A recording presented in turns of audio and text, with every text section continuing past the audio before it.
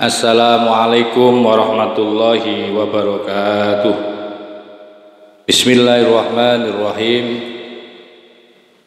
Alhamdulillahi nahmaduhu wa nasta'inuhu wa nastaghfiruh wa na'udzu billahi min syururi anfusina wa min sayyiati a'malina.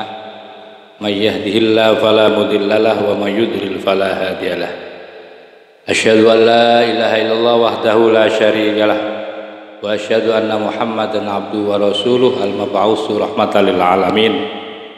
Qala al-mu'allif rahimahullahu ta'ala wa nafa'ana bihi wa bi ulumihi wa bi asrarihi bid dharain. Amin. Alhamdulillah, mari kita lanjutkan ngaji kitab Ihya Ulumuddin pada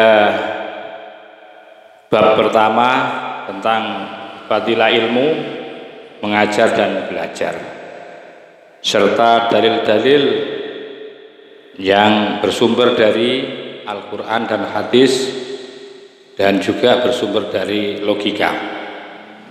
Dan ini masih melanjutkan kajian yang pertama kemarin, itu di masih bab awal tentang keutamaan ilmu.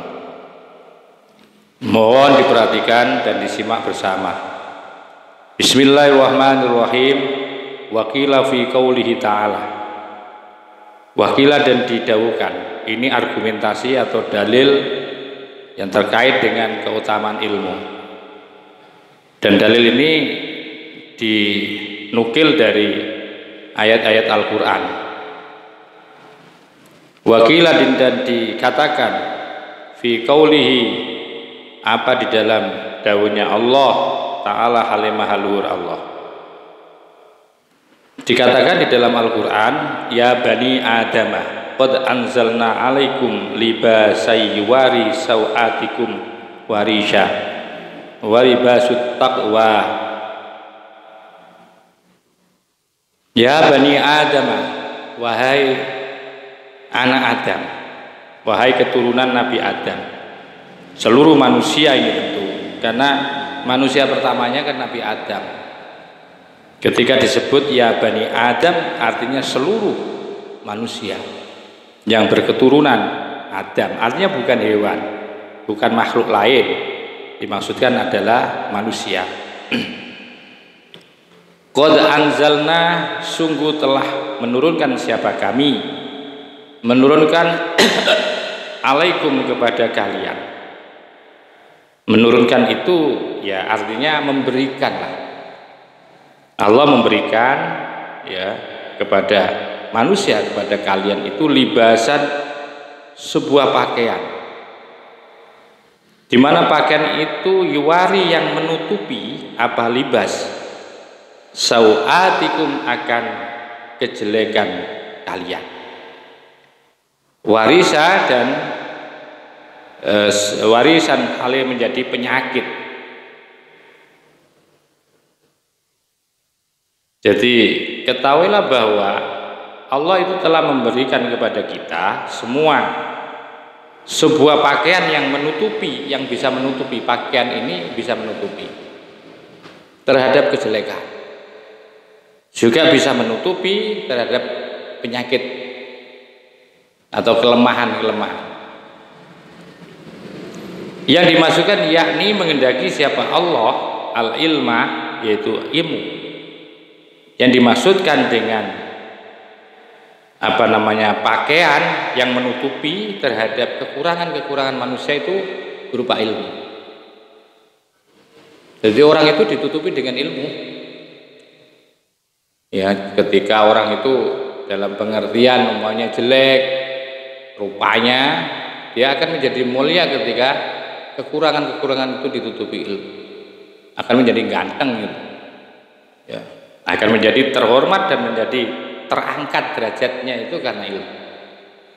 Maka penting kita itu untuk memiliki ilmu sebagai libasan yuwari sawatikum, sebagai pakaian yang bisa menutupi terhadap kelemahan, kesalahan-kesalahan manusia, dan juga sebagai pakaian yang bisa menutupi terhadap penyakit, yakni yang dimaksudkan oleh Allah warisa itu adalah al-yakina, akan keyakinan. Jadi diberikan tutup berupa ilmu dan keyakinan. Hal ini adalah apa? Keimanan. Walibasut takwa, dan pakaian ketakwaan. Pakaian yang ketakwaan itu adalah yakni al-haya, yang dimaksudkan adalah rasa malu ketika tidak bisa melaksanakan perintah Allah. Malu betul, karena Allah telah membuat aturan, regulasi, aturan di dalam kehidupan ini berupa syariat, berupa kewajiban, berupa anjuran-anjuran. Maka ketika kita tidak bisa atau kita tidak melakukan apa yang menjadi syariatnya Allah, tentu kita harus punya malu. Maka dari sekian yang ada, mulai dari ilmu dan keyakinan, maka perlu keimanan dan ilmu itu perlu dipakai. Dipakaikan apa itu? Yaitu baju walibasut takwa, pakaian ketakwaan, yakni al-haya. Ada rasa malu. Biasanya orang yang berilmu, orang yang beriman itu punya malu ketika tidak melaksanakan perintah Allah, perintah melanggar terhadap syariat Allah, itu harus ada rasa malu. Maka itu belum jaminan orang punya ilmu, ya. Orang yang punya keyakinan kalau tidak diberi pakaian takwa itu belum jaminan. Banyak sekali orang yang berilmu tapi harus melanggar dan nabrak terhadap aturan-aturan. Maka perlu ilmu dan keyakinan itu diberikan pakaian yang namanya takwa. Takwa itu dalam pengertian yang lain adalah menjaga, memelihara. Sehingga dengan takwa itu akan menghasilkan rasa malu. Jadi yang dikisari dengan istilah libasut takwa itu ditafsirkan, yang dikehendaki oleh Allah adalah al-haya, adalah malu. Nah, ini argumentasi atau dalil tentang betapa ilmu itu menjadi penting, menjadi sebuah pakaian yang menutupi. Karena ini konsentrasinya, ya. Penjelasan ini lebih kepada ilmu, maka ilmu yang pertama disebutkan oleh Allah Subhanahu wa taala di dalam ayat ini, yaitu libasayyuwari sawatikum, yakni yang dimaksudkan itu adalah ilmu. Wa qala azza wa jalla, wa qala, dan dawuh siapa? Allah azza wa jalla, maha mulia dan maha agung, siapa Allah. Wa laqad ji'nahum bikitabin fassalnahu ala ilmin. Wa laqad ji'nahum, dan telah kami datangkan kepada mereka dan telah kami berikan. Artinya kami datangkan kan, kami berikan kepada mereka bikitabin, dengan sebuah kitab, fassalnahu, yang kami jelaskan, hu akan kitab, ala ilmin, atas dasar ilmu. Begitu juga bahwa Allah datangkan kepada mereka kitab. Di kitab itu kami jelaskan tentang ilmu-ilmu di situ. Ya, kalau orang tidak mengerti ilmu, yang bagaimana akan bisa mengerti terhadap kandungan Al-Quran? Ya. Bagaimana cara membaca Al-Quran dengan benar? Ada ilmunya. Nanti masuk kepada ranah ilmu tajwid.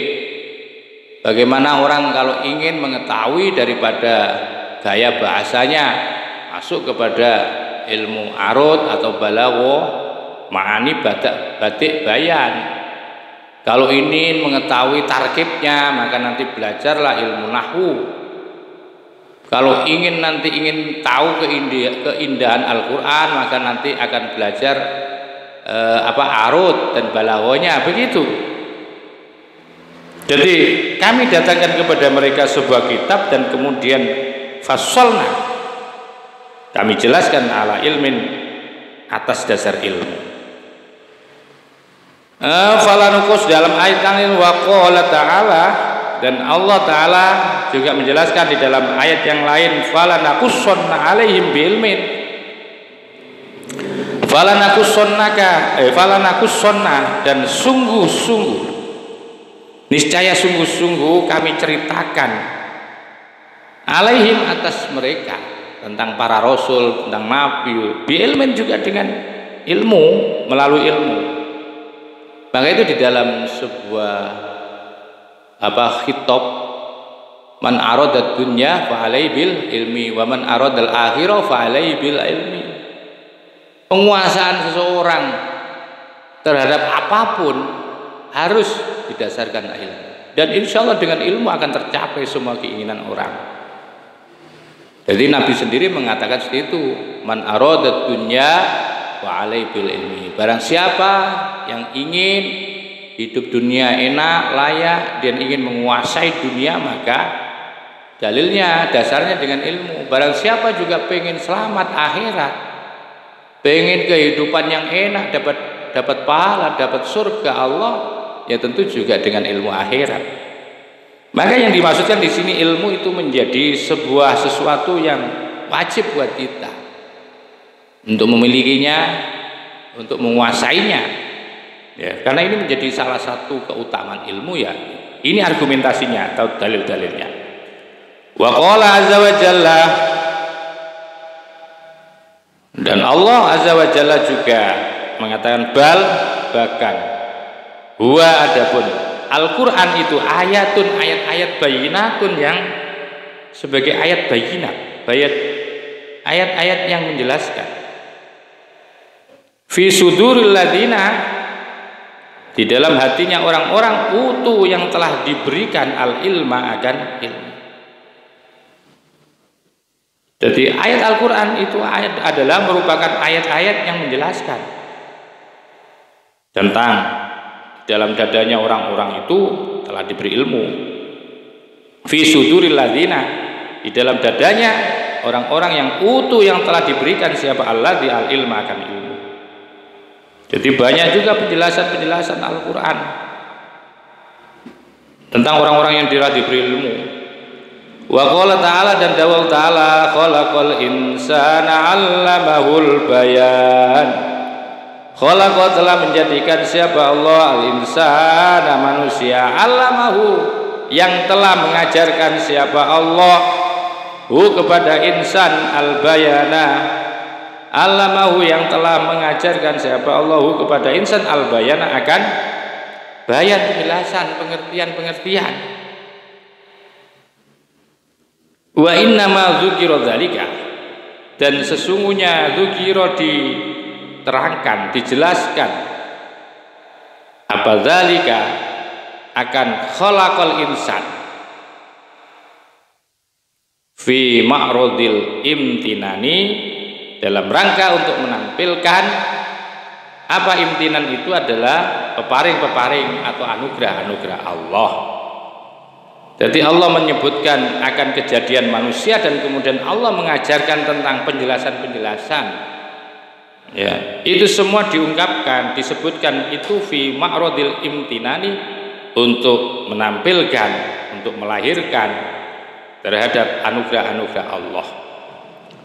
Ini dalil-dalil yang terkait dengan keutamaan ilmu.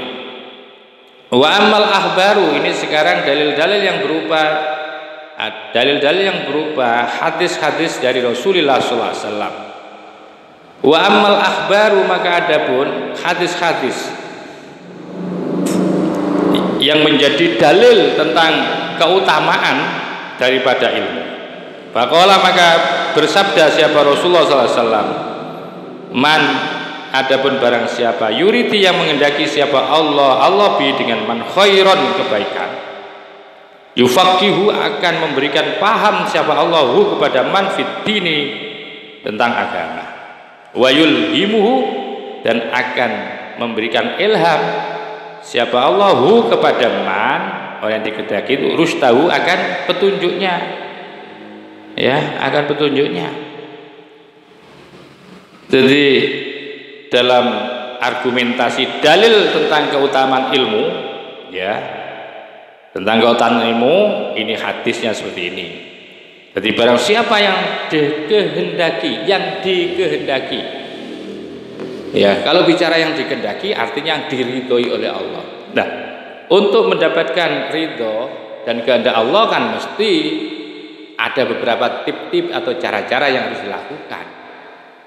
Jadi tentu tidak lepas dari ketaatan kita kepada Allah, kecintaan kita kepada Allah, zikir kita, ingat kita selalu kepada Allah dan menjalankan semua syariat-syariat Allah. Itu insya Allah akan dikehendaki orang-orang itu, akan diamanai oleh Allah untuk diberikan paham terhadap ilmu agama. Ya. Wa qala dan dawuh sallallahu alaihi wasallam Nabi besar Muhammad sallallahu alaihi wasallam al ulama warasatul anbiya. Ini dalil yang kedua. Bahwa ulama ini keutamaannya ini akhirnya ya mengajar ini ulama. Orangnya ini ya, orang yang berilmu. Al ulama wadapun para ulama itu warasatul anbiya, menjadi pewaris para nabi. Sudah saya jelaskan di dalam channel saya di muqaddimahnya kitab Mizanul Kubro itu, di sana juga peran ulama yang disebut bahwa umanaur rasul, bahwa al ulama umanaur rasul, bahwa ulama itu adalah amanah orang-orang kepercayaan Nabi yang tidak pernah khianat, sehingga dipilih ulama itu distatuskan sebagai pewaris Nabi. Ya, pewaris Nabi. Memang satu-satunya kelompok ini yang hebat, para ulama. Siapa gerangan para ulama? Ya orang-orang yang berilmu. Sudah saya jelaskan yang di episode pertama, tidak hanya berilmu tapi juga beriman, bertakwa kepada Allah. Kan begitu ya? Kan begitu. Dan dari ilmu-ilmunya itu adalah ilmu yang membawa seseorang untuk semakin dekat dan semakin khusyuk dan semakin cinta kepada Allah. Itu yang dimaksud ulama. Orang yang yakshanya luar biasa. Jadi sudah berilmu, punya yaksha Allah, ya, itu yang disebut dengan para ulama tadi. Wa maklum, dan perlu dimaklumi, annahu sesungguhnya sesuatu la rutbata fauqan nubuwah. Perlu diketahui bahwa memang tidak ada tingkatan, larut bata tidak ada tingkatan fauqon nubuwah, di atas atau mengungguli pangkatnya kenabian, pangkatnya para nabi. Tidak ada urutan. Ya, yang paling tinggi stratanya orang yang orang yang paham betul kepada agama, orang yang ahli betul kepada agama, kecuali nabi. Itu tingkatan ranking tertinggi, ranking teratas, rutbahnya itu ya, rutbahnya fauqa. Jadi rutbatul a'la, ya, tingkatan yang paling tinggi. Orang yang berilmu itu adalah para nabi. Maka itulah rutbata fauqan nubuwati, tidak ada pangkat yang mengungguli anbiya, para kenabian, para nabi lah. Wala syarafa, dan tiada kemuliaan fauqa syarafil ulama'i, ya, fauqa syarafil wirasati lil tilkat rutbati, yang mengungguli, tidak ada kemuliaan yang fauqa syarafi al wirasati, yang mengungguli kemuliaan pewaris nabi. Siapa waris Nabi? Kan sudah jelas dikatakan sendiri oleh Nabi adalah para ulama. Al ulama warasatul anbiya. Maka marilah kita jangan alergi kepada ilmunya ulama, untuk belajar kepada para kiai-kiai kita, untuk belajar ta'alum, belajar ilmu, ya, belajar ilmu. Bagaimana ilmu yang benar? Ya tentu kita harus punya guru, para ulama-ulama kita. Kita harus punya kiai-kiai lah, punya guru. Wa qala, dan dawuh siapa sallallahu alaihi wasallam, yastaghfiru, akan memintakan ampun. Ini lagi orang alim itu enaknya, Masya Allah. Orang yang berilmu, ya, orang yang diberikan pemahaman, keleluasaan pemahaman agama ini penting ini, ya Allah. Betul-betul memang rutbahnya itu, tingkatan stratanya itu di bawah Nabi itu betul-betul Ini ada hadis yang memang didesain oleh Nabi, dispesialisasikan untuk keutamaan para ulama. Bagaimana Nabi mengatakan yastaghfiru akan memintakan ampun. Istaghfaro yastaghfiru istighfar. Namanya meminta ampun. Akan memintakan ampun lil alimi kepada orang alim, para ulama atau kiai. Apa? Makhluk fis samawati yang hidup di langit wal ardi dan makhluk yang hidup di bumi. Bayangkan. Berapa sih makhluk ini kalau dihitung nggak bisa ngitung kita. Mulai dari pohon itu kan juga makhluk kan. Pohon, air, gunung, burung, wala, ikan di laut berapa miliar itu loh. Itu seluruhnya akan memintakan ampun kepada orang-orang alim. Para ulama itu akan dimintakan ampun oleh mereka. Sampai kapan? Apakah sampai meninggal? Iya, sampai meninggal itu. Ya, tapi dengan catatan bahwa ulama-ulama itu sudah memanfaatkan ilmunya sudah jadi ilmu manfaat tentunya ya. Ya, ilmunya diturunkan kepada santri-santrinya, dipakai oleh santri-santrinya, dipakai oleh semua orang. Ya, maka dari itu para ulama itu dulu berlomba-lomba beliau dalam rangka bahwa yang namanya status beliau itu masih selamanya tidak akan luntur ya dengan perjalanan zaman dan waktu ini, maka rata-rata mereka itu dengan cara mengarang kitab. Ya minimal kalau buat kita ya buat taklik lah, buat taklik, komentar walaupun bukan syarah ya, atau ngaji seperti ini, ngaji kita tularkan kepada khalayak banyak para santri, masyarakat, ya muhibbin itu. Ya ini penting bagi kita untuk selalu bertaklim wa ta'alum. Jadi seluruh makhluk yang hidup di langit dan hidup di bumi itu akan memintakan ampun kepada orang yang alim. Jadi orang alim itu Masya Allah. Wa ayyu mansibin yazidu ala mansibi man tashtahilu malaikatus samawati wal ardi bil istighfarillah. Ini maksudnya sekaligus caranya itu ya. Wa ayyu mansibin, mana sih pangkat, mana posisi atau pangkat yazidu yang bisa melebihi ala mansibi man, atas pangkatnya orang tashtahilu yang menjadikan sibuk.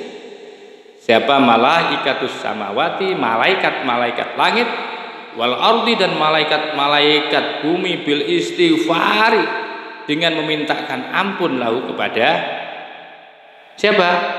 Kepada alim, kepada man. Jadi kalau diambil kesimpulan, mana ada pangkat yang melebihi pangkatnya? Ya, mana pangkat yang melebihi pangkatnya orang-orang yang menjadikan malaikat itu beristighfar. Jadi sebab orang alim itu loh maksudnya, malaikat itu akhirnya menjadi istighfar. Andai kan tidak ada orang alim, malaikat tidak mau istighfar, begitu maksudnya. Yang menjadikan sibuknya malaikat beristighfar itu gara-gara ada orang alim. Makanya di sini yastaghfiru lil alam. Kalau namanya lil alim akan mintakan ampun kepada orang alim, Anda maaf sama apa saja, malaikat akan mintakan ampun. Maka itu sebuah pernyataan yang luar biasa. Wa ayyu mansibi yazidu ala mansibi man. Nah ini, mana ada pangkat yang melebihi pangkatnya orang yang tastahilu menjadikan sibuk.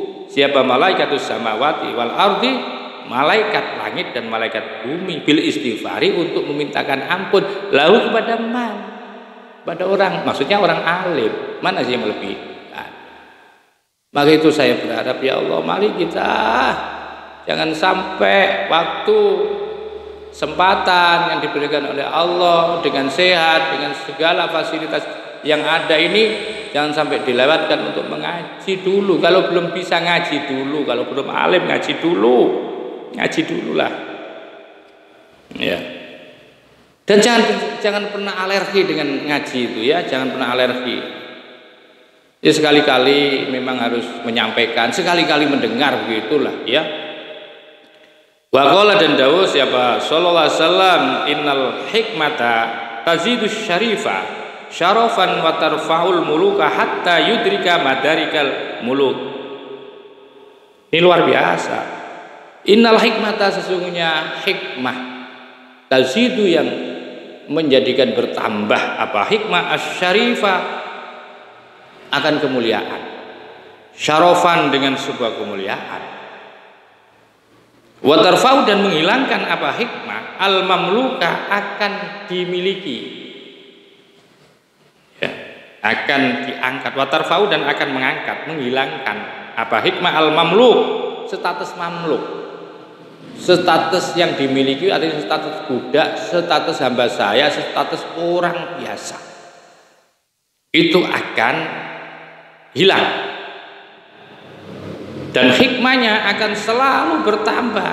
Jadi hikmah itu akan selalu bertambah, ya, artinya begini, bahwa hikmah itu akan selalu menambahkan kemuliaan dengan kemuliaan yang luar biasa. Dan hikmah itu juga mampu mendelait, mampu mengosongkan, mampu membuang al-mamluk, akan status mamluk, akan budak, rendah, kerendahan itu akan hilang, hatta yudrika, sehingga adraka yudriku, akan menemui, akan mendapatkan siapa, man madarikal muluk, ya, syarif, hatta yudrika, akan menemui, akan menemukan siapa, syarif, madarikal muluki, kepada apa, menemukan raja-raja. Artinya nanti akan dia punya pangkat tinggi lah, maksudnya akan mendapati dia sebagai seorang raja-raja yang awalnya orang budak, maka akan terangkat menjadi raja. Orang jelek, anaknya orang biasa, ya, yang sama sekali keturunannya tidak pernah dihormati, tapi karena ilmu semua orang akhirnya menghormati. Terangkat orang tuanya, terangkat ibu bapaknya, terangkat keluarganya. Itu yang mengangkat, tidak ada lain adalah karena hikmah daripada ilmu. Alim itu penting. Waqad nabbaha, dan sungguh telah memberikan peringatan, telah mengingatkan bihada, dengan melalui hadisnya Nabi, ala samrotihi, atas buahnya ilmu fid dunya, di dunia. Ini buahnya ilmu di dunia. Jadi orang rendah akan menjadi orang tinggi, orang biasa menjadi karomah, menjadi keramat. Orang miskin, yang biasanya orang miskin itu diabaikan, itu menjadi terhormat. Itu semua salah satu barokahnya ilmu, dan barokah itu bisa didapati di dunia. Di dunia ini sudah, coba lihat orang alim, ya, mereka itu sebenarnya kalau secara materi tidak punya mereka. Tapi mengapa orang itu berkerumun? Mengapa semua orang nunggu kajian beliau, nunggu dawuhnya beliau? Itu karena apa? Karena ilmu, karena kealiman. Kenapa orang-orang alim itu akhirnya mendapatkan fasilitas-fasilitas yang banyak sekali, beraneka ragam. Orang mau memberikan, ada orang yang memberikan pajero, ya, ada yang memberikan mobil-mobil mewahnya. Orang-orang agnia itu, ya, memberikan. Itu saya, karena kajiannya lebih kepada ilmu, itu karena barokahnya ilmu. Ya, kita bicara barokah, itu barokahnya ilmu itu. Maka itu waqad nabba bihada ala samrati fid dunya. Wa maklum, nah jelas ini, otomatis ini, bahwa wa maklum, dan jelas bahwa annal akhirata, sesungguhnya hikmah akhirat, buah akhirat itu khairun, lebih bagus, wa abqa, dan lebih lama. Toh andaikan ini, kok ternyata di dunia nggak mulia, begitu maksudnya ya? Kok tidak dimuliakan, tidak dapat fasilitas apa-apa dengan kealimannya, ya, tidak dapat fasilitas dari negara, tidak dapat fasilitas dari orang-orang kaya, tidak dapat fasilitas dari kaum lerah dan lain sebagainya. Tapi jangan pesimis, sampean pasti akan dapat fasilitas nanti di akhirat, dan akhirat itu lebih khairu wa abqa, dan lebih bagus dan lebih kekal abadi, ya, pembalasannya Allah Subhanahu wa ta'ala. Ini yang penting, alim dululah dengan niat yang baik. Wa qala, dan dabu siapa sallallahu alaihi wasallam, Nabi Muhammadin sallallahu alaihi wasallam, khoslatani la yakunani fi munafikin, husni samtin, ya, wa fiqhun fiddini. Husnu samtin, ya. Khoslatani ada dua perkara, di mana dua perkara itu layakunani tidak akan pernah ada apa dua perkara itu fi munafikin pada diri seorang munafik. Ini dipastikan orang ini tidak punya sifat munafik. Siapa itu? Husnu samtin, orang yang baik tingkah lakunya. Yang kedua, wa fiqhun fiddin, orang yang paham terhadap ilmu agama. Oleh sebab itu, fala tasyukkanna, jangan sekali-kali kamu itu ragu fil hadisi, di dalam hadis, tentang hadis lini, di dalam hadis lini faqih ba'di fuqaha zaman, akan kemunafikan sebagian ahli fikih pada zaman ini. Tapi juga kamu jangan ragu, ada di dalam hadis ini yang menjelaskan tentang adanya kemunafikan pada sebagian orang-orang ahli fikih. Fa innahu, maka sesungguhnya, ya, hadis linifak mungkin itu ma'aroda, tidak menginginkan siapa Nabi bihi dengan ma'al fikha, dengan pemahaman alladzi yang zonan tahu, yang kamu sangkakan kepadanya. Karena ahli fikih yang dimaksudkan ini adalah ahli fikih yang munafik. Karena apa? Karena ahli munafik, orang ahli fikih munafik itu dia keluar dari apa yang disampaikan Rasulullah. Jadi keluar. Jadi ma'arada bihi al-fikha alladzi dzanantu. Oh. Jadi yang dimaksudkan itu bukan orang ahli fikih yang selama ini kamu dugakan, yang kamu sangkakan. Itu yang dimaksudkan di dalam orang-orang yang dapat jatah ini loh, khoslatani. Dua perkara yang tidak akan ada, dua perkara itu pada diri orang munafik itu. Termasuk kedua adalah orang yang fikih, fitin artinya fakih itu sendiri. Yang seperti ma'arada bi al-fikha alladzi dzanna, bukan apa yang dimaksudkan oleh Rasulullah itu adalah fikih yang kamu sangkakan. Nanti itu wasayati akan datang apa makna fikih daripada makna fikih. Dah. Wa adna darajatil faqih, dan adapun paling rendah-rendahnya derajatnya orang ahli fikih, orang yang paham agama, ya, yes, katakan ahli fikih itu ayya lama, yaitu orang yang mengerti bahwa anal akhirata, sesungguhnya akhirat itu khairun, lebih bagus minat dunya, daripada dunia. Ini minimal ngerti itulah, itu termasuk orang yang sudah fakih, orang ngerti itu. Fakih itu maksudnya adalah orang yang paham. Ini tapi derajat ini adalah derajat terendah dari strata seorang fakih. Ya, ketika dia meyakini, mengetahui bahwa akhirat itu lebih bagus dibandingkan dunia, ini sudah fakih. Tingkatan, ya kalau begitu insya Allah semua orang-orang ya yang biasa itu disebut fakih juga. Artinya bukan fakih ahli hukum, tapi orang yang paham kepada agama. Itu minimal itulah kesimpulannya, bahwa yang namanya akhirat itu jauh lebih bagus dibandingkan dunia.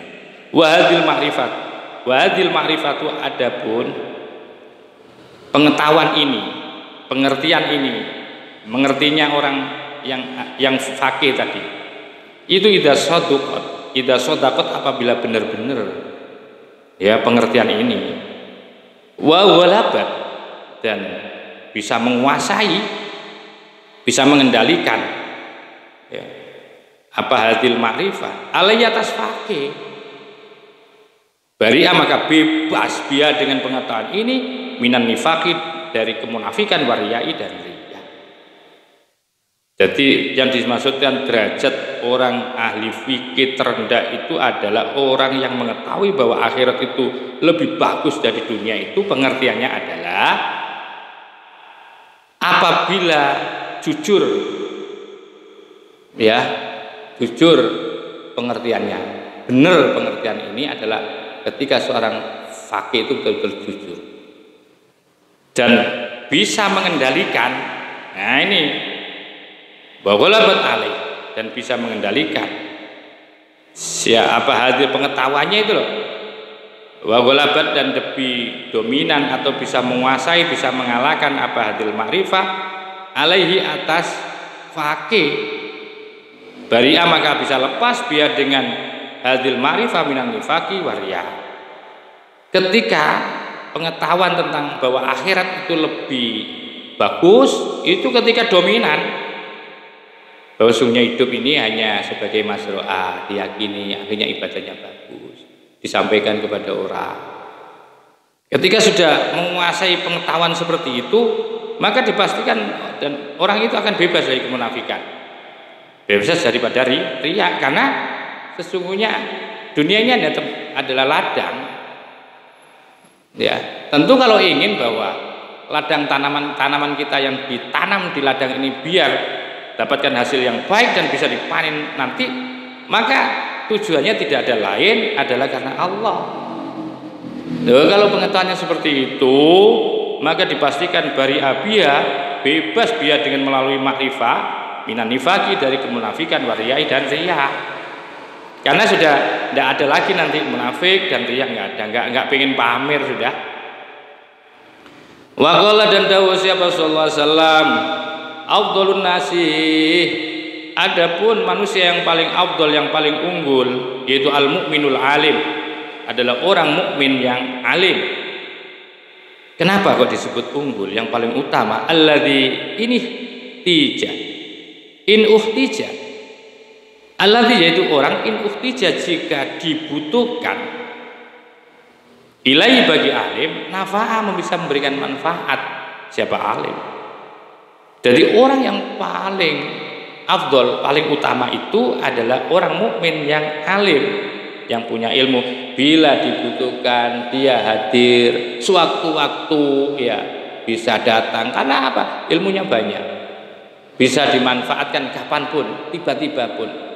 Umpamanya waktu itu sedang kondangan, ya sedang ada semacam pertemuan atau apapun, kok tidak ada pembicaraannya ini, nah kemudian tiba-tiba ada seseorang, loh itu bisa dibutuhkan, itu langsung bisa, nggak perlu mutola'ah lagi karena sudah biasa mutola'ah, karena memang dia memang senangannya ngaji, jadi sudah semuanya ada di kolbianya, ya nur cahaya ilmunya itu sudah ada di situ semua.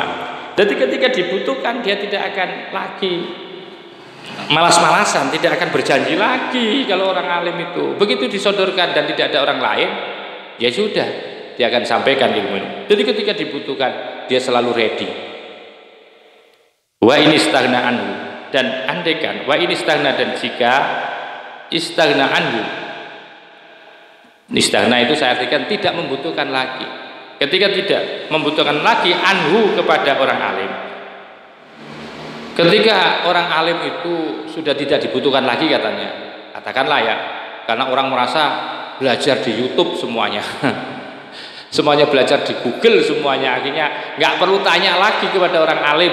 Misal nanti satu zaman itu, ini juga ada kemungkinan namanya, kita juga nggak tahu, tapi pasti ini, andaikan orang alim itu tidak dibutuhkan, ya mungkin karena banyaknya orang alim, yang tingkatan orang alim yang sini itu karena miskin, tidak banyak ditanyai lah oleh orang, tidak banyak diundang, ya tidak banyak dibutuhkan, ya padahal dia juga alim, juga karena statusnya miskin, karena rumahnya jelek, karena tidak punya fasilitas, ya tidak punya pondok, tidak punya apa-apa, satu misal, akhirnya diabaikan. Semua orang itu akan menanyakan kepada orang alim yang sudah alim dan punya banyak atribut, punya pondok, ya punya santri, wah punya muhibbin, ya. Nah orang ini pada satu saat dia tidak dibutuhkan orang, bagaimana itu? Maka agna nafsahu, maka cukup memberikan manfaat nafsahu kepada diri, tapi minimal sekalipun tidak dibutuhkan oleh orang, maka agna cukuplah nafsahu buat diri dia alim. Ini salah satu keutamaan afdolnya orang mukmin yang alim. Wa qala dan dawuh siapa Rasulullah sallam al imanu uryanun, bahwa yang namanya iman itu telanjang. Ibaratnya orang manusia itu ya, kalau Islam iman ya, orang punya keyakinan ya, itu dikatakan masih telanjang. Bagaimana untuk menutupi walibasuhu, adapun pakaiannya iman itu at-taqwa, yaitu takwa. Wazinatuhu, adapun wazainatuhu, zaina ya, bukan wazina, wazainatuhu, dan adapun hiasannya ya iman, hiasannya takwa itu adalah al-haya'u, malu. Jadi malu itu hasil dari proses takwa yang benar. Jadi terus terang saya sampaikan, malu itu dihasilkan dari takwa. Malu itu dihasilkan, tapi yang dimaksud malu itu bukan malu kepada kebaikan, bukan. Malu ketika melakukan kesalahan, melakukan mungkar dan dosa, itu maksudnya. Mau dilihat orang atau tidak dilihat orang, tetap malu kepada Allah. Itu buah daripada takwa itu ya. Buah daripada takwa itu adalah kemalu, rasa malu, bukan kemaluan, rasa malu ya Allah. Wasamratu, dan adapun buahnya takwa buahnya apa namanya? Haya, malu itu adalah al-ilmu, sebuah ilmu. Wa qala, dan dawuh sallallahu alaihi wasallam, itu tadi orang yang paling afdolnya manusia itu ya, itu orang alim. Dan sekarang akrobun nasi, adapun orang yang paling dekat.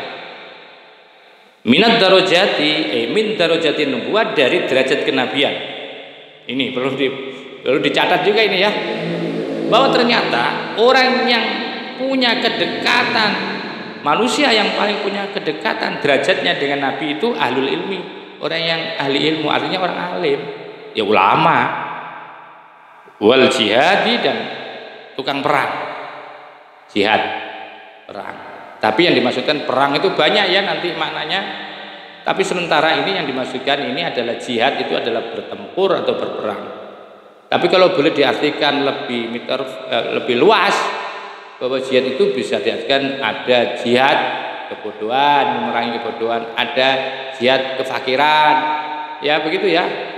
Ada jihad pendidikan ya, itu termasuk jihad, banyak sekali. Itu punya level derajatnya dekat dengan para nabi. Amma ahlul ilmi. Nah, tapi di sini jihad itu lebih kepada perang ya.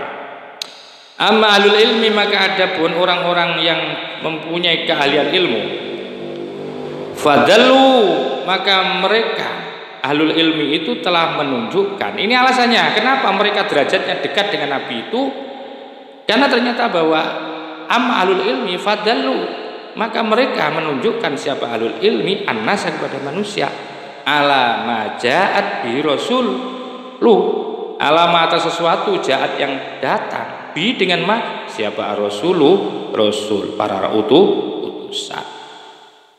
Karena yang namanya orang-orang yang berilmu, orang alim, para ulama itu hakikatnya adalah mereka menunjukkan, memberitahukan, menyampaikan apa-apa yang dibawa oleh Rasul, dari sebagai penerus lidah.